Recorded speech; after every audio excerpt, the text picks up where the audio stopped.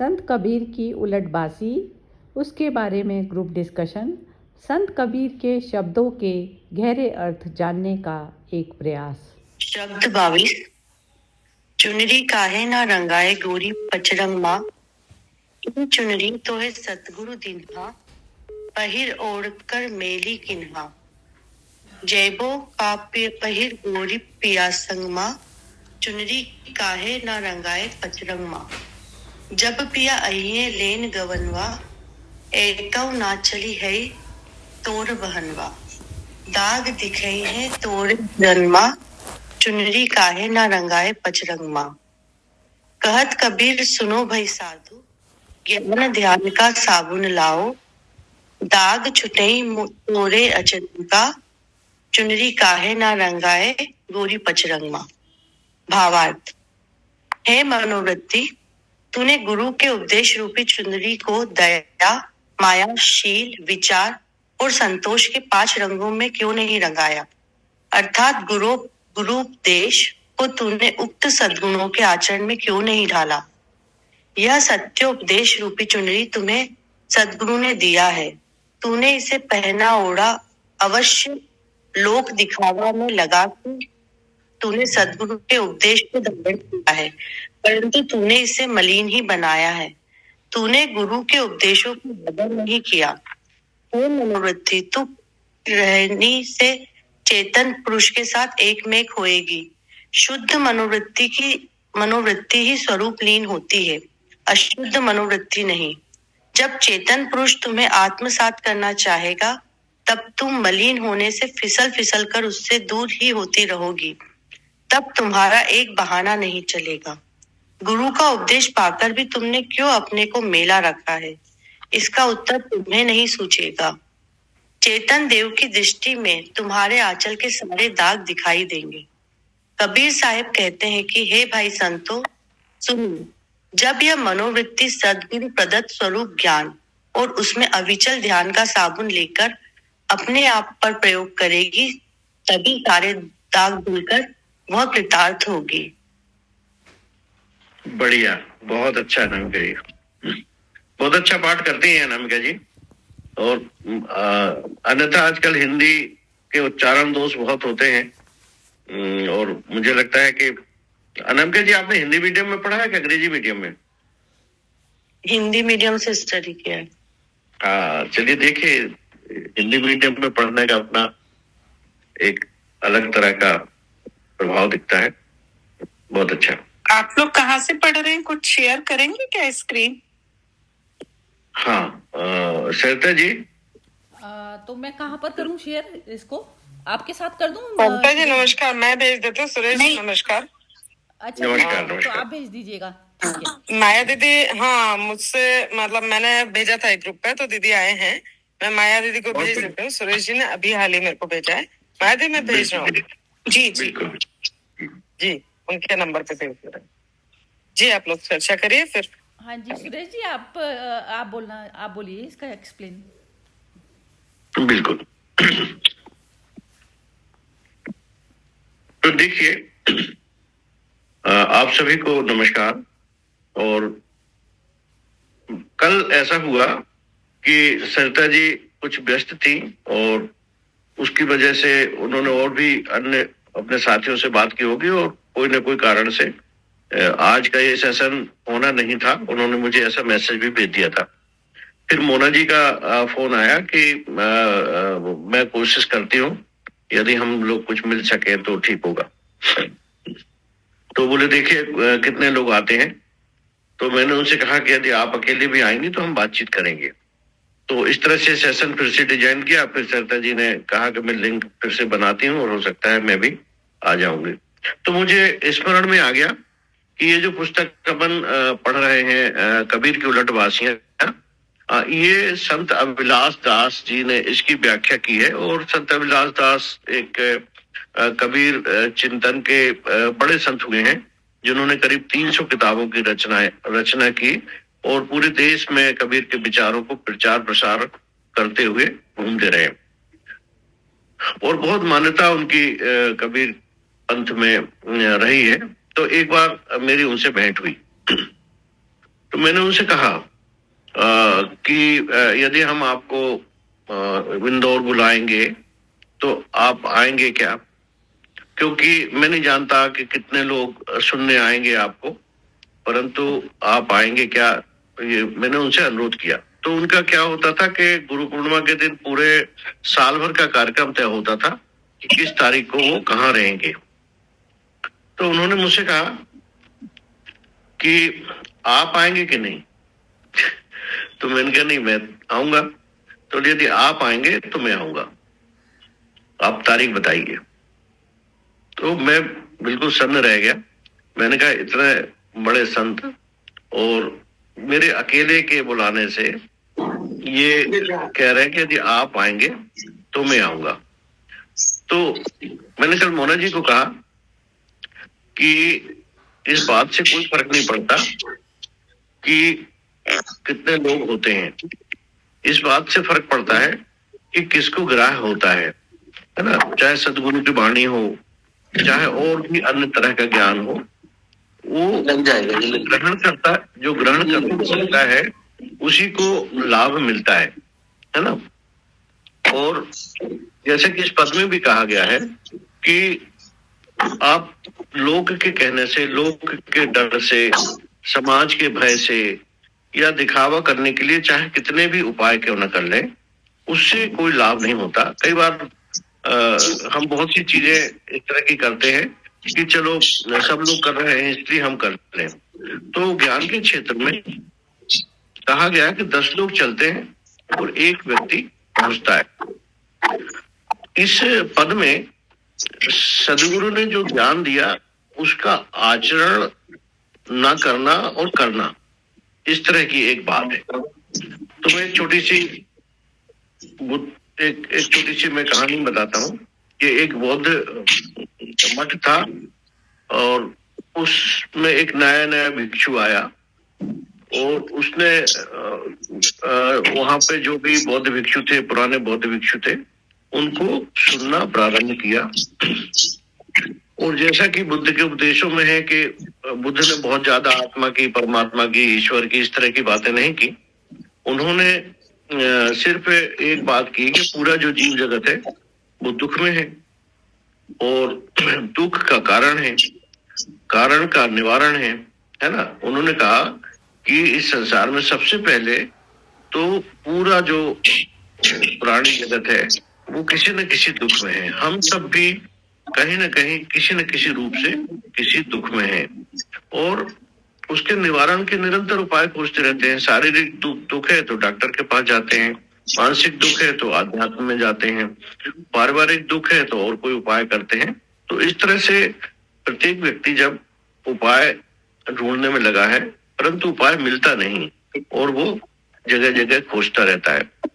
तो उस मठ में, बहुत पुराना मठ था और उसमें एक लकड़ी की बुद्ध की मूर्ति थी। ठंड बहुत थी।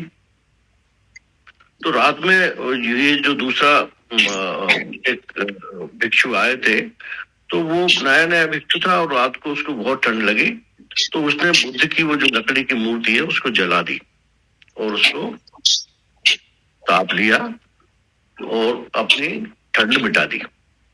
सवेरे जो उस मठ के आचार्य थे वो उठे और उन्होंने देखा कि अरे ये क्या किया तुमने।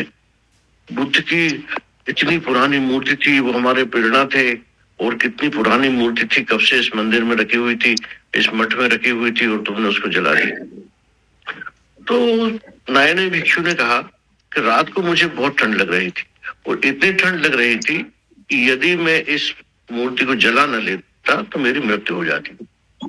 और आप ही ने मुझे सिखाया है कि संसार में दुख है और दुख का कारण और कारण का निवारण है। तो इस दुख को दूर करने का जो कारण था ठंड थी और उसका निवारण था कि मैं इसको जला दूं। और तो गीता पे भी, बुद्ध पे भी, इस पे रविदास पे भी, इस पे सब पे काम करने वाले वो सुरेश जी, ये यहाँ से आवाज आ रही है इनकी। क्या नाम है इनका? प्रधानमंत्री को प्रार्थना हाँ, छोटू भाई, आवाज छोटेलाल अपना म्यूट कर लेंगे भारती क्या? जी, आपको वो करना पड़ेगा, म्यूट कीजिए छोटेलाल भारती।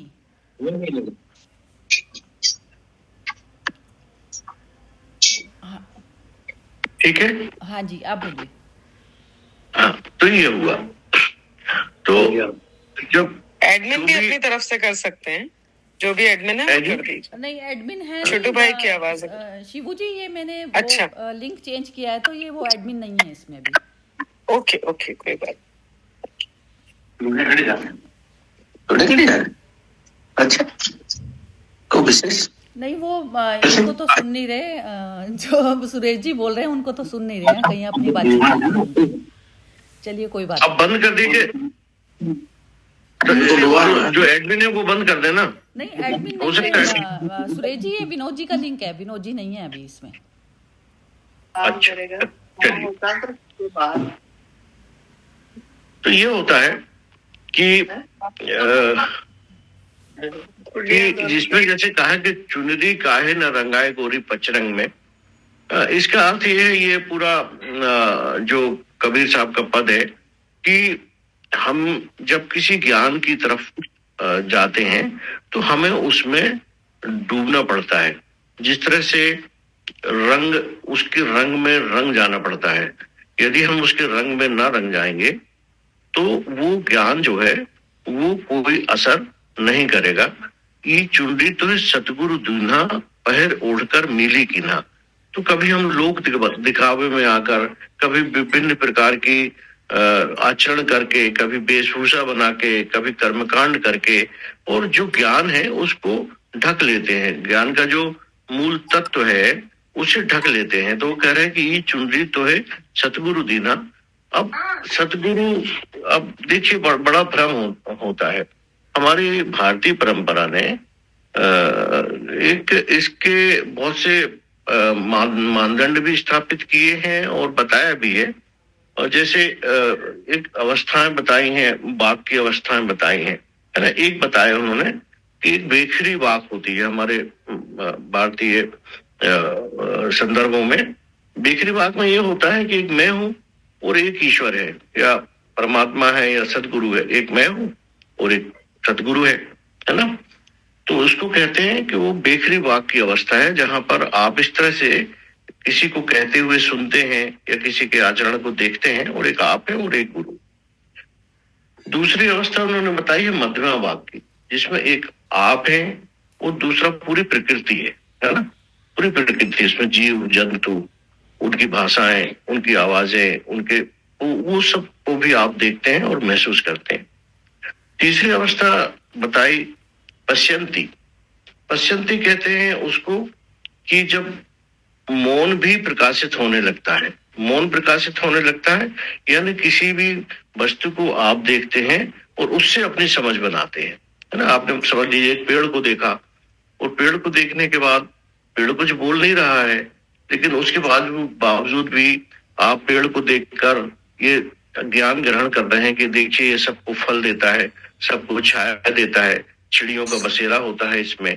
इस तरह से इसको उन्होंने कहा कि मौन प्रकाशित हो। ऐसे अन्य चीजें में देखिए, आपने समुद्र देखा, जल देखा, नदियां देखी, तो आप मौन जब स्वयं ज्ञान बन जाता है, यानी कि कोई कुछ कह नहीं रहा है, आप किसी चीज को देख रहे हैं और ज्ञान ग्रहण कर रहे हैं, इस अवस्था को कहा पश्यंती की अवस्था, है ना। कि हम ज्ञान को देख रहे हैं, है ना। मतलब आप है और ज्ञान है ना। कोई वस्तु है सामने, कोई किसी से कुछ नहीं कह रहा है, परंतु आप उसको देख रहे हैं। तो इसको ऋषि अवस्था कहते हैं। ऋषि इसी को इसी अवस्था कहते हैं कि वो उनको दिखाई देता है, वो बैठे हैं और उनको चारों तरफ जो चीजें हैं प्रकृति में है वो उनको दिखाई दे रहा है। इसको पश्यंती की अवस्था कहते हैं। परंतु एक और जो अंतिम अवस्था आती है वो है परावाक्य की। परावाक्य की अवस्था वो होती है जब आप स्वयं ज्ञान हो जाते हैं, अन्य जिसे कहते हैं कि आप स्वयं ज्ञान स्वरूप हो गए, है ना। आपके भीतर ज्ञान इतना समा गया, इतना आपने उसको ग्रहण कर लिया कि आप ज्ञान की मूर्ति हो गए, ऐसा कह सकते हैं। कहते भी हैं ज्ञान रूप हो गए। आप एक अनंत मौन में हैं और आपके भीतर ज्ञान समाया हुआ है, और इसी को भारतीय परंपरा ने आचार्य कहा। आचार्य जो ज्ञान को जिन्होंने आचरण में डाल दिया, तो लोग अपनी पदवी लगा लेते हैं कि आचार्य ये, आचार्य वो। आचार्य का अर्थ होता है कि जब ज्ञान आचरण में उतर जाता है, तो ज्ञान को ये सब सभी संत, सभी सदगुरु, सभी जो ज्ञानवान लोग हैं, ये सारे के सभी के सभी लोग इस प्रयास में लगे हुए हैं कि ज्ञान आचरण में उतर जाए। यदि ज्ञान आचरण में उतर गया तो फिर सत्य उजागर होने लगता है, फिर आपको कुछ भी करने की जरूरत नहीं होती। और ज्ञान यदि लोग कहते हैं इसकी प्रक्रिया क्या है, प्रोसेस क्या है, तो एक बार आपने उसको एक छोटी सी चीज में जीना शुरू किया और फिर शेष जितने भी सत्य हैं वो उजागर होने लगते हैं। एक बार हिम्मत करिए, एक बार साहस करिए। यदि आप ज्ञान में जीना शुरू करते हैं तो वही गांधी ने किया, वही महावीर ने किया, वही बुद्ध ने किया, आप और हम क्यों नहीं कर सकते।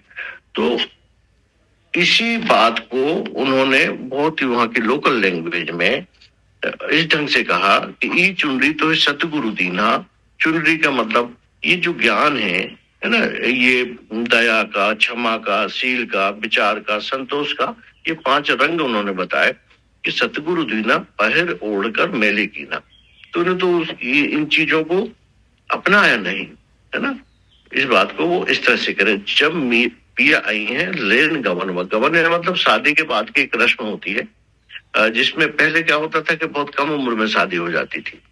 कम उम्र में शादी होने के कारण बिटिया को विदा नहीं करते थे। जब वो वयस्क होती थी या थोड़ी और बड़ी हो जाती थी, जवाबदारियां उठाने जैसी स्थिति आ जाती थी, तब उसको भेजते थे। तो बहुत सरल उदाहरणों से कि जब पिया आई है लेन गवन में, एक न चले ही तुर्ब। अब वो बच्ची जिसका विवाह हो चुका है और उसके बाद कोशिश की जाए कि नहीं अब ये ससुराल नहीं जाएगी, लेकिन वो एक रस्म है कि अब उसे ससुराल जाना ही पड़ेगा।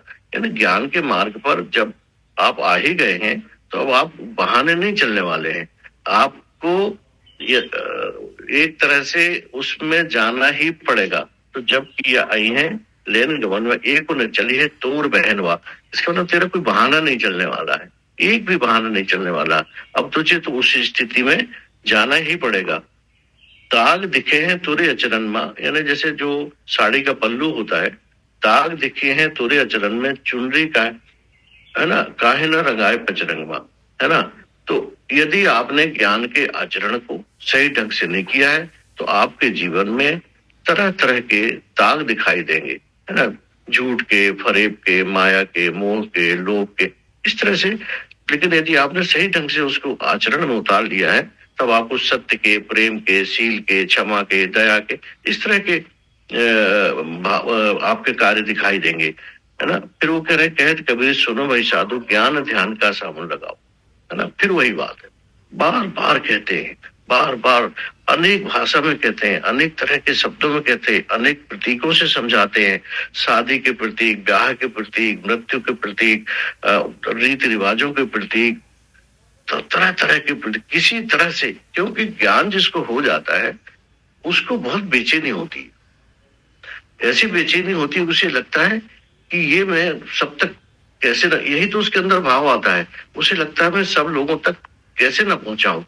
और उस बेचैनी के कारण वो कहता है कि ज्ञान ध्यान का साबुन लगाओ, है ना। वो कह रहे हैं कि जब तक आप ज्ञान के आचरण में नहीं आ जाएंगे, तब तक आप निर्मल नहीं हो जाएंगे, तब तक आपके भीतर कुछ भी नहीं आने वाला, उस आनंद की प्राप्ति आपको नहीं होने वाली है। दाग छुटे हैं तोरे आचरण का, है ना। तब जब तुम इस तरह के संपर्क में आ जाओगे, तभी तुम्हारे भीतर जिस तरह के ये जो माया, मोह, लोभ, क्रोध, अहंकार के दाग लगे हुए हैं, ये तभी अब छूटेंगे।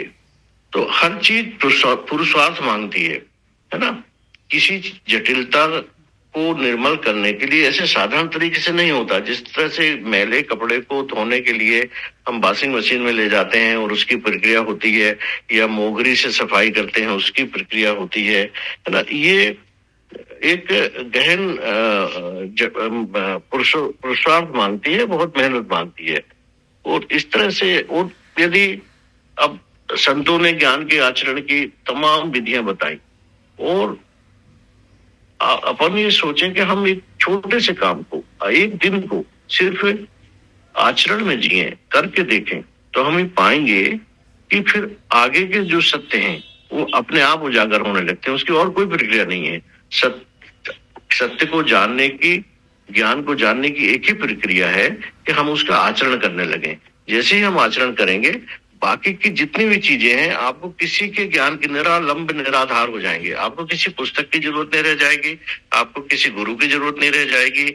और इसीलिए बाहर जितनी भी चीजें हैं उनको आपको धीरे धीरे छोड़ना पड़ेगा। और कबीर साहब ने उसको कई तरह से समझाया है। उन्होंने कहा, साधो देखो जग बोराना, सांच कहूं तो मारन धावे, झूठे जग पत्याना, हिंदू कहते राम प्यारा, मुसलमान रहमाना, आपस में दूर लड़े मरत है, मरम को नहीं जाना। ऐसे उन्होंने, जो कबीर को मानने वाले भी लोग भी थे, कबीर पंथी जो समुदाय उस समय पैदा हो गया, उसको भी कहा कि माला पहरे टोपी पहरे, छाप तिलक अनवाना, साखी शब्दे गावत भूले, आत्म खबर न जाना, घर घर मंत्र देत फिरत है, माया के अभिमाना, गुरुआ सहित शिष्य सब बूढ़े, अंत काल पछताना। ऐसे उन्होंने अनेक पदों के द्वारा ये बात बताने की कोशिश की है कि हम जब तक ज्ञान को आचरण में न उतारेंगे तब तक हमें उसका स्वाद नहीं आएगा, उसका आनंद नहीं आएगा। तो इन डिस्कशन के मार्फत हम अक्सर ये चर्चा करते हैं कि हम सब लोग थोड़े से जो भी ज्ञान है हमको प्राप्त हुआ है, और यदि वो सार्थक लगता है, उसका एक छोटा सा आचरण करके देखें, और उसके बाद आप देखेंगे कि सारे सत्य अपने आप उजागर होने लगे हैं। आपको किसी पुस्तक की जरूरत नहीं है। तो ये पद ये बताता है कि यदि इसको आचरण में उतारना क्यों जरूरी है, और यदि आप उसको आचरण नहीं उतारते हैं तो आपका जो ये जो चदरिया है, ये जो शरीर रूपी चादर है, इसमें अनेक तरह के दाग लग जाएंगे।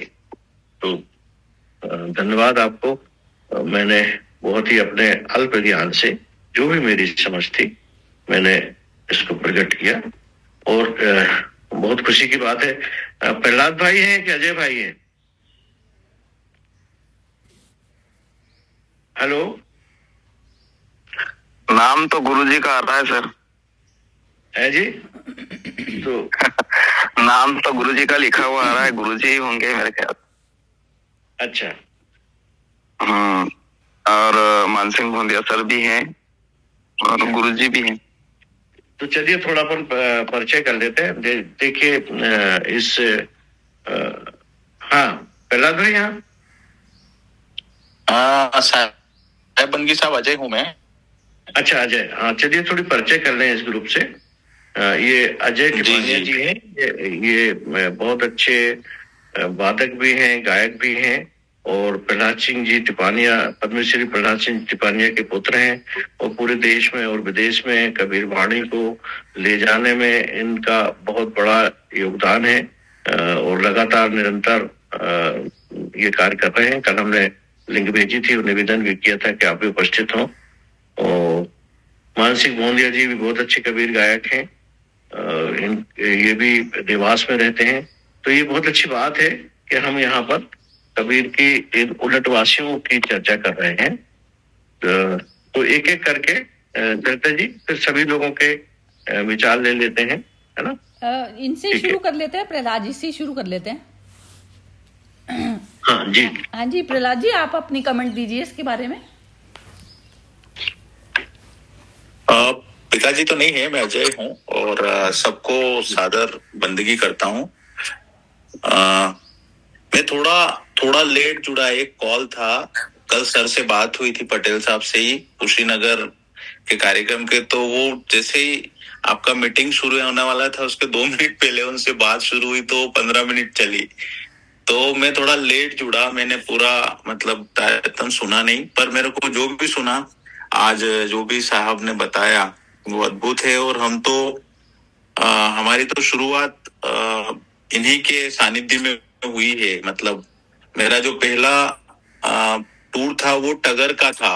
मतलब बचपन में मैं जब 8वीं कक्षा में पढ़ता था तब साहब ने जबलपुर के पास में, उनका गांव है टगर, वहां पे कार्यक्रम किया था।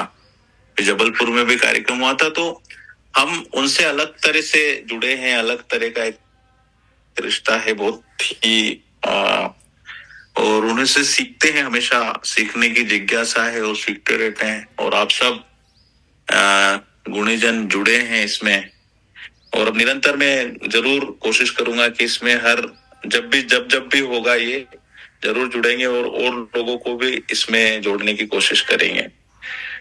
तो मेरा तो यही कहना है। मेरा पहला दिन था आज, सर ने कल बताया था कि काफी समय से चल रहा है अजय ये, तो आप जुड़ना, तो मैंने कहा जरूर जुड़ूंगा मैं। तो सबको सादर बंदगी, साहे बंदगी। जी धन्यवाद अजय जी, आप जुड़े। और चूंकि आप पूरी दुनिया में घूमते हैं कबीर के विचार को लेके, तो आगे हम लाभ उठाएंगे आपका। और जी सर, जी शुक्रिया। सुरेश जी, ये भगत दायमा है। हाँ जी, बोलिए। अनम्यूट करके बोलना पड़ेगा भगत जी, आपको अनम्यूट करके बोलना पड़ेगा।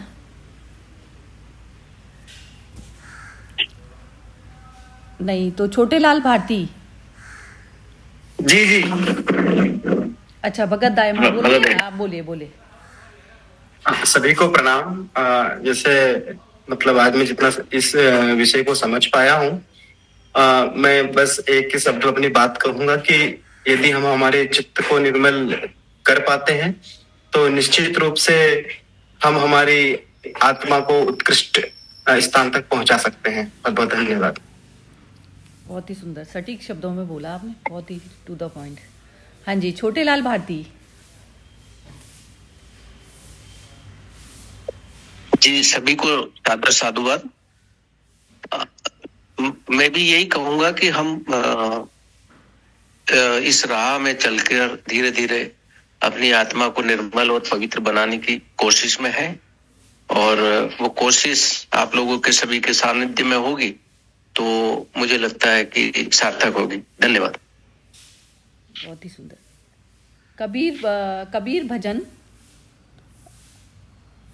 कबीर भजन नाम से लिखा हुआ है। हाँ बोलिए। जी सभी को साधन हो। मैं ये भी कहना चाह रहा था कि जो हमने पद के बारे में चर्चा की थी, वो मेरे ख्याल अगर इस पेज पर आ जाए, स्क्रीन पर आ जाए तो और भी ज्यादा अच्छे से जो कि उसका भावार्थ निकालने में थोड़ी आसानी।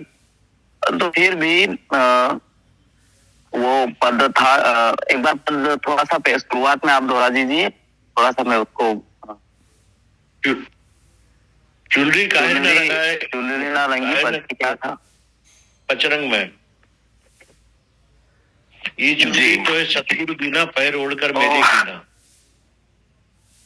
जी बिल्कुल। तो मैं तो इससे ये समझ पाया हूँ अपने, मतलब मेरे हिसाब में मैं इससे देखता हूँ कि जो चुनरी है कहीं ना कहीं वो हमारा शरीर है, हमारी काया है। तो अगर हम उसे दया से या प्रेम से या जो एक तरह का अच्छे व्यवहार से और अच्छी भाषा शैली से हम उसको एक तरह से उस भाव के कुंड में, उस प्रेम के कुंड में रंग सकते हैं। क्योंकि दया, प्रेम या भाव जो भी शब्द है वो केवल हम अपने व्यवहारिकता में बोलेंगे ही सही, और अगर आपने कहा था कि जैसे आचरण में भी उससे उतारना है, तो कहीं ना कहीं हमें कहने से ज्यादा चर्या में भी लाना चाहिए और उसे एक तरह से अनुभव करना चाहिए कि हाँ ये, तो तभी कहीं ना कहीं वो जो पचरंग है वो जीवन में शामिल हो सकता है। जी बहुत ही बढ़िया। हाँ जी, मानसिक बूंदियां।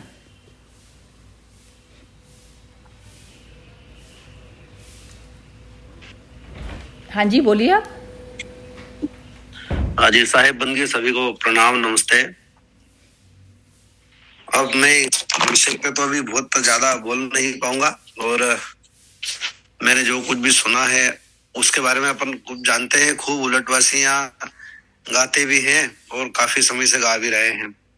तो जैसे अभी पटेल साहब ने बताया था कि जो मूक अवस्था में भी हम एक आत्मज्ञान की तरफ बढ़ते हैं तो चाहे वाणी का प्रयोग ना हो लेकिन एक समझ अपने आप में पैदा हो जाती है।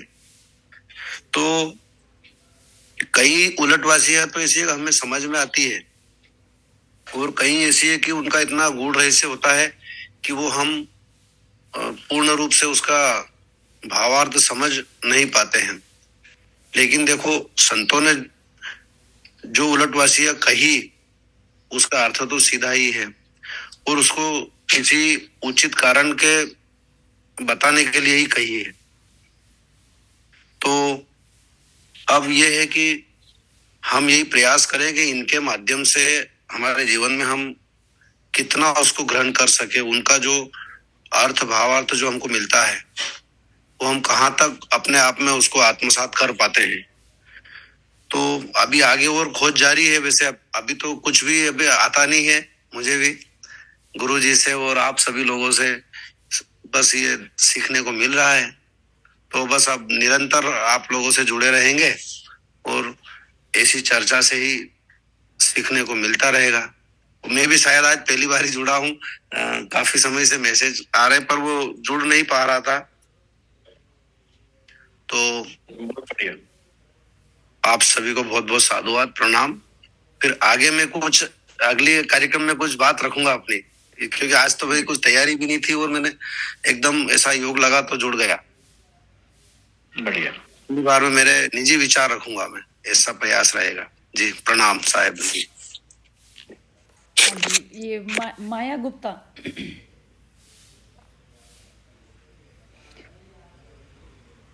हाँ जी, माया गुप्ता बोलिए आप। हाँ, प्रणाम सभी को। मैं माया गुप्ता इंदौर से हूँ। हिंदी संस्कृत की अध्यापिका के रूप में रही हूँ और मेरा शुरू से ही कबीर के पता नहीं, बचपन से ही कबीर की वाणियों के प्रति लगाव एक बहुत ज्यादा रहा है, क्योंकि हमारे गायत्री परिवार के जो गुरु हैं पंडित श्री राम शर्मा आचार्य, उनका पहला जन्म जो है वो कबीर के रूप में है और दूसरा वो समर्थ गुरु रामदास थे, तीसरा गुरु उनका रामकृष्ण परमहंस रूप था और चौथा पंडित श्री राम शर्मा आचार्य के रूप में है। तो 4 जन्मों से वो इस गुरु के रूप में हम सबके साथ रहे हैं और उन्होंने हमेशा, कबीर ने भी वही बोला है जैसे एक भैया बीच में अभी बोले हैं कि चुनरी को उन्होंने शरीर रूप कहा है, कि वो चुनरी जो है शरीर और 5 रंग जो है वो पंच तत्व है। तो हमें अपने शरीर के वो 5 तत्वों को सही उपयोग करते हुए, अपने जो आखिरी वाला पैराग्राफ है मैं उस पर बहुत ध्यान दूंगी कि जब चेतन पुरुष तुम्हें आत्मसात करना चाहेगा, अर्थात वो आत्मा जो है जब हम आत्मसात करेगी, मतलब आत्मदर्शन जब हम उसको रोएंगे और हमारा मन यदि मलिन होगा तो वो फिसल जाएगा, अर्थात हम आत्मदर्शन की ओर आगे नहीं बढ़ पाएंगे। इसलिए गुरु ने, कबीर ने यहाँ पर मन को साफ रखने के बारे में, उनकी अधिकतर जितने भी दोहे होंगे उन सब में मन की शुद्धता के बारे में ज्यादा प्रकाश डाला है। बाकी आप सबके साथ जोड़ करके मुझे काफी अच्छा लगा, आगे भी जोड़ने का प्रयास करूंगी। प्रणाम सभी को। बढ़िया बढ़िया, बहुत अच्छा माया जी। अपने भीतर जाने की यात्रा पे बात हो रही है पूरी, और ये शरीर को हम जो साधन मान लेते हैं, शरीर ही सब कुछ है ऐसा मान लेते हैं, उसको कितना साफ करके रख सकते हैं, उसको व्यवहारिक रूप से हम देख के कैसे साफ कर सकते हैं, ना कि द्वेष भाव और जो सारी चीजें चलती हैं उनमें रह के, वो कहीं ना कहीं दिखाई दे रहा है। और वो अगर व्यवहार में आ जाता है तो वो व्यवहार ही आचरण में कहलाएगा और हम उस परमपिता तक जिस तक भी पहुंचने के प्रयास में हैं, हम और वो जब एक ही हम ये जानते हैं तो फिर हम क्यों अशुद्ध होते हैं, ये भी एक सवाल है अपने आप में।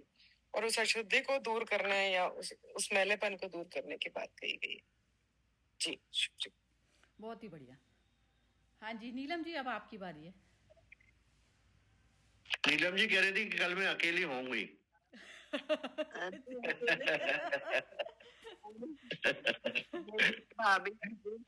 नीलम जी, हम आपका साथ थोड़े छोड़ेंगे। आप तो सारे आ गए मेरे साथ। तो मैंने लिखा था क्योंकि आप अकेली होंगी तो हम बात करेंगे। नहीं, रात मेरी भाभी आ गई थी तो अभी थोड़ा सा, इसलिए मैं पूरा कंसंट्रेट भी नहीं कर पा रही। अच्छा, एनीवे, मुझे जो ये सारा समझ आया ना, इसमें एक मेन चीज है जो मुझे फोकस में आ रही है, वो है संतोष।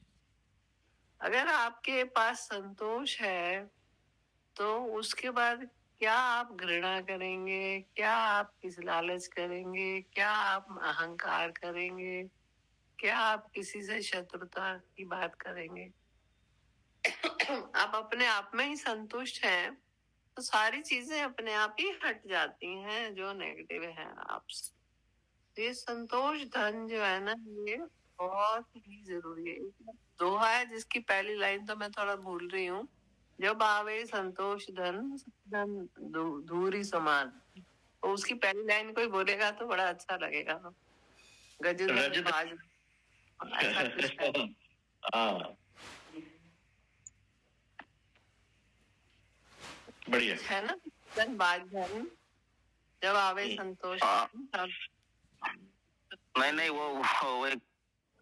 वो ऐसा है मैम, गोद, अरे क्या था वो,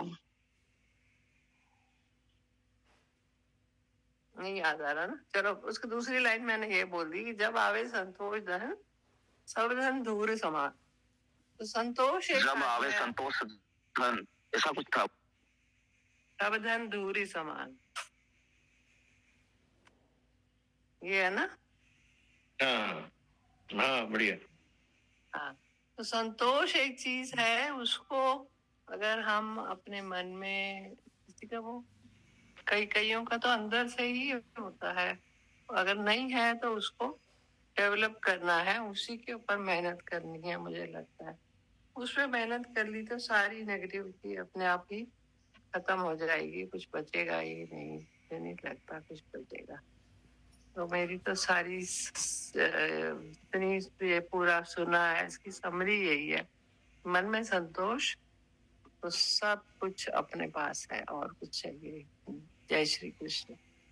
उसका वही इलाज है, इसका यही इलाज है कि आप एक एक मोमेंट को पूरी तरह से जागृति से जिएं। कि जैसे एक मनुष्य ने 4 घंटे मेहनत की या 4 घंटे की 3 घंटे की मूवी देखी, तो उसमें उसको कितना प्रतीत हुआ कि वो उस चीज़ से मुक्त हुआ या नहीं हुआ।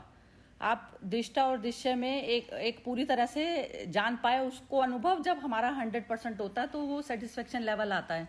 अब सेटिस्फेक्शन लेवल इस प्रकार से नहीं आता क्योंकि हम अपने आप को जानते नहीं। जब हम चैतन्य लेवल पर आते हैं, चैतन्य लेवल पर जब हम 5 तत्वों के शरीर को भोगते हैं और मन जब उसमें लिप्त हो जाता है, शरीर भाव में आ जाता है, शरीर की तरफ के अट्रैक्शंस जो है उसको ज़्यादा, उसका वेट जो है उसका पलड़ा ज़्यादा भारी हो जाता है बजाय शांति के। क्योंकि आप देखिए कि शांति आपको कब मिलेगी, जब कोई भी पदार्थ जगत आपके मन पर कोई आकृति नहीं बना पाएगा। तो जितनी भी आकृतियां हैं, आप उससे जब तक मुक्त नहीं होंगे तो आप शांत नहीं होंगे। तो जो संतोष जो लेवल है ना, संतोष ये है कि जो मेरा मन बार बार भागता है, इसमें क्या हो गया कि जैसे कहते हैं ना, अपने हस्बैंड के साथ में एक लेडी जो है विद्रोह, मतलब मन को आप लेडी समझ लीजिए कि वो विद्रोह कर रही है, वो किसी और तरफ पे मन लगा लिया, जबकि उसका पति कौन था? चैतन्य था। तो अब जब तक हमारी वो अवस्था स्वयं की नहीं आती और उस चीज के प्रति हमारे को तड़प नहीं जागृत होती, तो वो जो मिलन के बाद में जब कर्म होता है ना, तो वो मिलन क्या होता है कि प्रेमी और प्रेमिका दोनों एक हो गए, मन मेरा सिर्फ आत्मा में मर्ज हो गया जाके। तो तब जो हम जो एक्शन करेंगे वो बुद्धों के एक्शन है। तो वहां पर जाकर बुद्ध, नानक, कबीर सब एक हो जाते हैं, कृष्ण। तो कृष्ण तत्व में जब मैं मर्ज हो जाती हूँ तो मैं एक हो गई, तो मैं ही स्वयं परमात्मा हो गई। तो जब तक वो लेवल नहीं आता तो तब तक आप मन के जितने भी आप कर्म मन से जो करते हैं, तो मन को पूरी तरह से कर लेने दीजिए कि ताकि वो तृप्त होकर और आराम से बैठ जाए। लेकिन हमारे क्या होता है कि एक्सपीरियंसेस भी जो हमारे को इनसिक्योरिटीज है ना, कि ये शरीर भाव में जो हम रहते हैं, तो इस कारण हमारा मन भी पूरी तरह से अनुभव नहीं ले पाता। जब 100% अनुभव होता है तो 100% अनुभव ही आत्मा बन जाता है, ये अवस्था आती है। तो दर्शन, वो कहते हैं ना, दर्शन में आप स्थापित हो गए ना, दृश्य और उससे दृष्टा और दृश्य दोनों खत्म हो गए, आप दर्शन में स्थापित हो गए। ज्ञान हो गया, ज्ञान ज्ञाता होता है ना, 3 होते हैं, तो ज्ञान में आप स्थापित हो जाते हैं बस। तो ज्ञान मात्र रह जाता है, जो ज्ञान करने वाला है वो खत्म हो गया। जो क्रेविंग जिसको रह रही थी वही जो है उसमें आत्मा में मर्ज हो गया जाके। तो वो मिटना, मेरा मिटना उसका जन्म है ब्रह्म का। बढ़िया।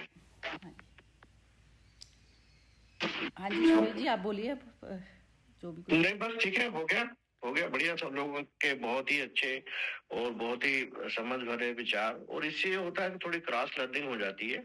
और सत्संग का एक ही अर्थ होता है कि त्रुटियां निकल जाती हैं उसमें, और अलग अलग एंगल से चीज जब समझ में आती है तो कंक्लूजन दे दीजिए सर, फाइनल कंक्लूजन। नहीं, कंक्लूजन तो यही है कि ज्ञान को आचरण में उतारना है ना। अब सबसे बड़ी चिंता आज के समाज की और सदैव पहले की समाज की भी यही रही है कि हम करना तो चाहते हैं पर करें कैसे, ये सवाल हमेशा है।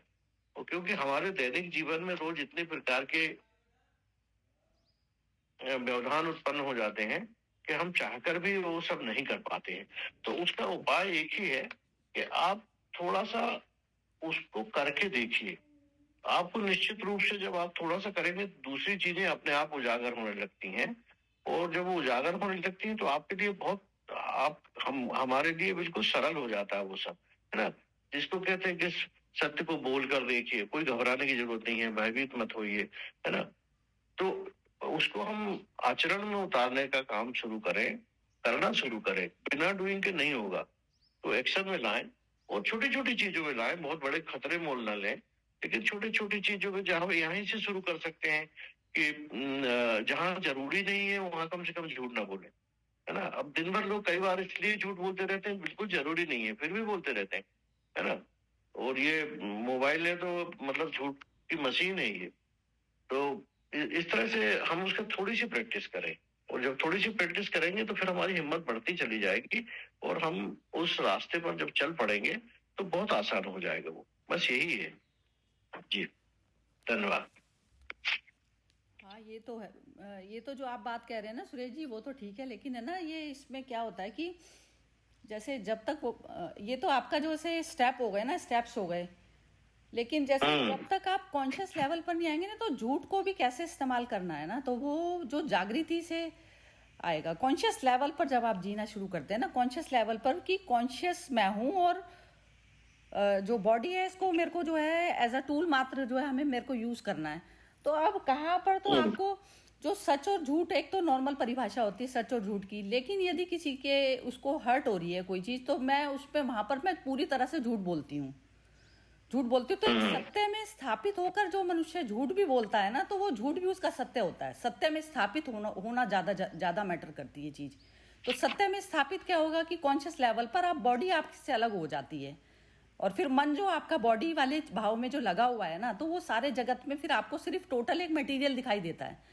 और जब जैसे किसी को तो वो सत्य सबसे ज्यादा जरूरी है। सत्य के बिना तो बात बनेगी नहीं, क्योंकि ये जो हम उसमें भी पढ़ते हैं ना कि कहाँ पर जैसे अर्जुन की बुद्धि वहां जाके अटक गई कि मैं इसको कहाँ पर जो वो करूं। तो दैविक प्रकृति में होने के बाद में भी जैसे हम जब ये साधते हैं ना, साधना सत्य के अलावा जो भी हम साधेंगे ना, तो वो भी हमारे रास्ते की वो है, बाधा है। अब कहाँ पर बिल्कुल मुक्त अवस्था कहती भगवान कृष्ण की जैसे थी, तो जो वो अवस्था ऐसी होती है कि उसमें मैं मन को अलग से मन को भी देखने लग गई। तो जो मन जो मेरे बीच में हर्डल बन रहा है, तो मैं उस चीज को भी डिसॉल्व कर देती हूँ, क्योंकि मैं अपने पूर्ण स्वरूप में आ गई कि मैं तो जो है शरीर और मन से परे हूँ अवस्था। तो वो अवस्था जब वैसी होती है तो उसमें आप 100% भी यदि झूठ बोल रहे हैं तो भी झूठ नहीं होता वो। तो वो जब तक नहीं आती ना, तो चीज जैसे मैं प्रिय और मैं जो है एक मिलन हो गया, तो तब जब होता है तो उसमें फिर आप हर चीज इस्तेमाल कर पाते हैं। जितना भी पदार्थ है आप झूठ को भी सीढ़ी बना लेते हैं उसकी, इस प्रकार से होती है। तो वो क्या होता है, एक ओशो की एक स्टोरी थी, बहुत सुंदर स्टोरी थी। तो उसमें क्या था कि जैसे एक वो राजा ने किसी को पेंटिंग के लिए बोला कि मेरे को उसकी पेंटिंग चाहिए, मुर्गे की पेंटिंग चाहिए। तो पेंटर्स को बुलाया गया, सबने बहुत सुंदर सुंदर बनाई। तो एक जो बूढ़ा व्यक्ति था वो आया, तो उसने कहा कि जब तक मैं मुर्गे के पास में नहीं रह लूंगा। तो वो 3 महीने मुर्गे के पास में रहा। तो जब वो स्वयं बिल्कुल मुर्गे की तरह से हरकतें और वो सब नहीं करने लग गया ना, तब तक उसने पेंटिंग ड्रॉ नहीं की। तो जब उसमें और मुर्गे में कोई फर्क नहीं रह गया, तब उसने पेंटिंग की। तो वो पेंटिंग जो है सबसे ज्यादा वैसी थी कि ऐसे लग रहा था जैसे मुर्गा स्वयं बैठा हो वहां। तो यही है कि दूसरे की स्किन में जाकर आप, तो अब क्या है, जैसे सारे ही जगत में सभी जो है जीव जगत जो है सब दुखी किस लिए है, हम दूसरे की स्किन में जा। तो बुद्ध क्या करते हैं, बुद्ध लोग क्या होते हैं, वो दूसरों की स्किन में भी चले जाते हैं कि ये इतना दुख पा रहा है, तो इतना उसके अंदर संवेदनशीलता आ जाती है कि वो दूसरे की भी अनुभूति, जहाँ से जो चीज आ रही है, उसका दुख आ रहा है, उस तक को भी अनुभव कर पाता है। इतनी संवेदनशीलता जब जागृत होती है तो वो क्या जागृतता कैसे होती है, ये चीज क्या होती है, हम अपने सामने वाले को बिल्कुल एक जैसा, अपने जैसा ही समझते हैं, क्योंकि शरीर लेवल पर सब एक हैं, पशु पक्षी सब एक हैं। तो जब संवेदनशीलता का इतनी प्रगाढ़ मात्रा में जब आपके अंदर आ जाती है ना, तो तब आप उसके लिए क्या उपाय जो है बताते हैं, तो वो चीज जो है तब बैठती है आपकी। तो उसमें फिर वो जो एक छोटा जो बेसिक लेवल होता है ना कि झूठ बोलना, जो हमारी वृत्तियां जो कंट्रोल करती हैं हमें, तो वृत्तियों की कंट्रोल से हम बाहर आते हैं, और वृत्ति को सिर्फ जो है आत्मा भाव जो है वो काट पाता है। वृत्ति इतनी जबरदस्त है ना, क्योंकि ये जो है हमारे जितने हमने जन्म लिए हैं उस पर, तो सारी वृत्तियों के थ्रू जो है हम ऑपरेट कर रहे होते हैं। मतलब मेरी समझ। चलिए बढ़िया, चलिए ठीक है, ओके जी, चलिए बराबर है। बस चेतनता और अवचेतन, बस दो चीजें भी अगर हम याद रखते हैं, याद ध्यान रख पाते हैं, तो फिर वो आसानी हो जाती है, जो मैं समझ पाई। बहुत ही बढ़िया। चलिए ठीक है, फिर खत्म करते हैं। जय श्री, थैंक यू सुनील जी, आपने आपके नीलम जी के कारण जो है ये सेशन शुरू हो गया। चलिए नीलम जी, आभार, और सभी को आभार। सुरेश जी आपका भी।